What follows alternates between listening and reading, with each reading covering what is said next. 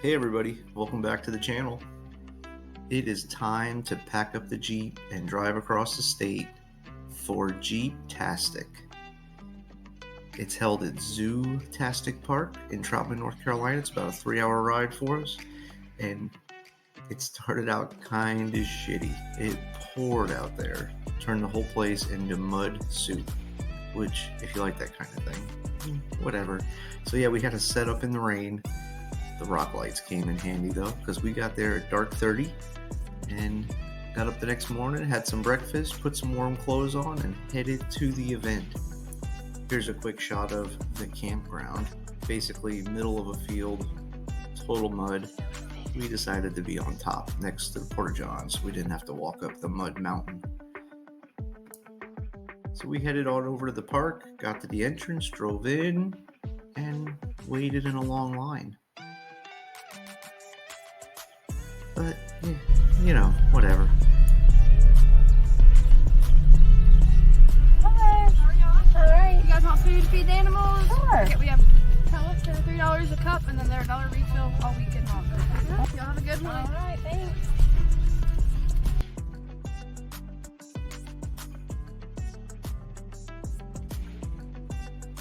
So we bought some food, as you can see, and then we headed off into the safari park, and you know what, it was pretty cool. It was a little weird that there was nobody telling you where to go or what to do or checking your tickets. There was no VIP line, and we paid extra for VIP stuff, so we didn't have to pay separately for camping or for the kids to go with, or the show and shine, or the obstacle course, or the VIP parking, which was kind of a sham. But, you know, whatever. It was different. We've never done a safari before, let alone a safari with 1,500 of your closest Jeep friends. So, it was pretty cool. Now, it quickly turned into every trail ride you've ever been to with a lot of people. Stop and go, but it was fine. The animals were awesome. And we even got a little admission out of the girl that didn't want to go with. This is pretty cool. How about this? I'm glad I skipped work. Oh, okay. You're just gonna pop your freaky little head up here. No, go away. Stop. Go. Oh my God, no. I can't.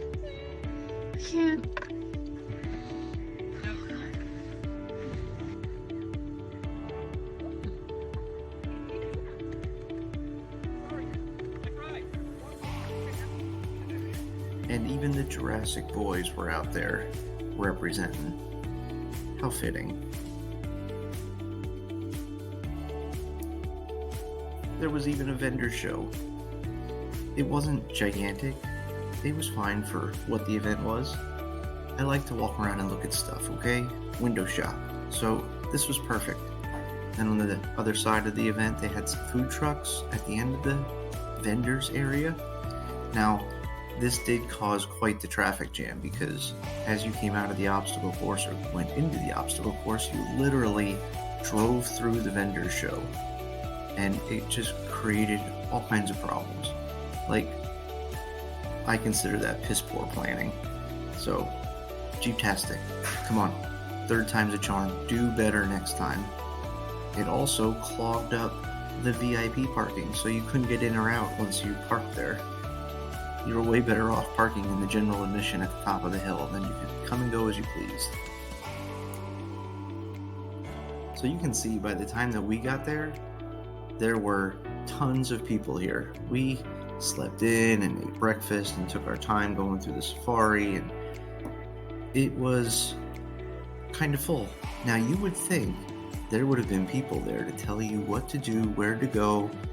We just drove in. We just couldn't believe that nobody was checking our tickets. And then we finally get to go on the obstacle course. It's our turn, finally. After waiting in line, and they tell us, you need a sticker. Why didn't you go to the white tent? And I kind of lost it a little bit and was pissed, because nobody told us what to do, where to go. There was no correspondence. There was no email. So we were just supposed to magically know.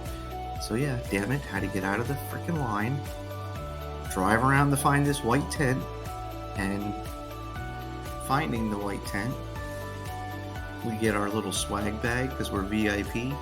They didn't even give us a freaking t-shirt, y'all. It was 2 or 3 stickers, some cup holder cozy things that don't even fit in a Jeep, advertising for some company, and no map, no program, nothing. Just, it was shitty. I was pissed that I spent so much money to come here. But yes, we finally did make it to the obstacle course. And I got to rescue a renegade. Oh man.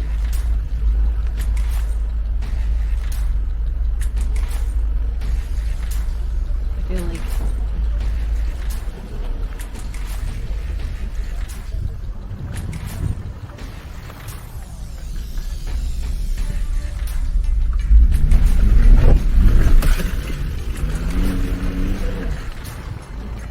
Thank you. oh, Renegade got stuck.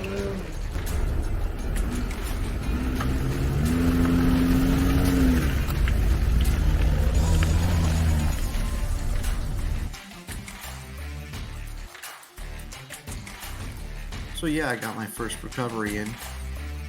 Put a markup in Sharpie on the roll bar, because that's what we do now. Thanks, Matt. And we had a good time on the obstacle course. It was muddy. So muddy. And, you know, some people like that kind of thing. I don't quite understand it, but you know what? The JL did phenomenal. Just push through it. Even with the stock tires, those Firestone Destination MTs, they did pretty good. They were badass. Now this was our first time at the event, so we had no idea the porta-john at our campsite was part of the obstacle course. It was a happy little mistake, so we could just go through the obstacle course and swing by our campsite, and now that was kind of nice. We jumped back on the obstacle course. It was 2.5 mile loop, and man, Snazzy just ate the mud. I'm a really big fan of our TJ with lockers front and rear, and it'll just go through anything. And those mile stars we got on it are phenomenal. And I was really disappointed that my beadlocks didn't work out because I thought I needed them. But dang, Jeep, you're crushing it with this traction control system. You can just go. You don't have to 2-foot it or nothing. Just let it go. I barely gave it any gas. I was very impressed, if you couldn't tell. Now, not everybody had a good day. Some people had some wiring issues. Other people dropped some U-joints. You know, the mud does what the mud does.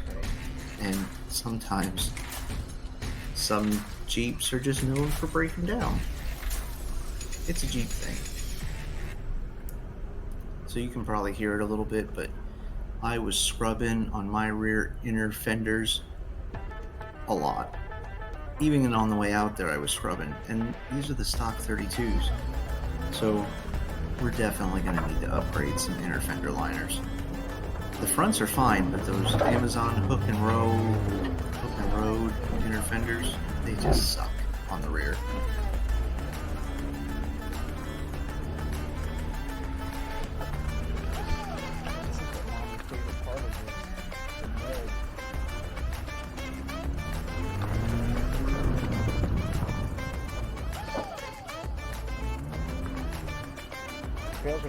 Now we probably spent a good 3 hours on the obstacle course. We went through it a couple of times, I'm not gonna lie, it was fun. And then it was time to head over to the zoo part of Zootastic. Still heading that way. Once we got to the zoo part, it was nice. The enclosures were clean. Everything was pretty close together. You didn't have to hike in between stuff. They had lots to look at. All kinds of big cats. They had meerkats. They had iguanas and snakes. You know, it's the zoo thing. I think my kids had a really good time. I had a good time. Fortunately, unfortunately, I'm not exactly sure. We crushed Jeeptastic in one day. There was nothing left to see or do. So, I don't know if that's good or bad, but it was going to get so cold that night, the girls did not want to sleep outside again. So, it was still early enough, we just packed up and went home.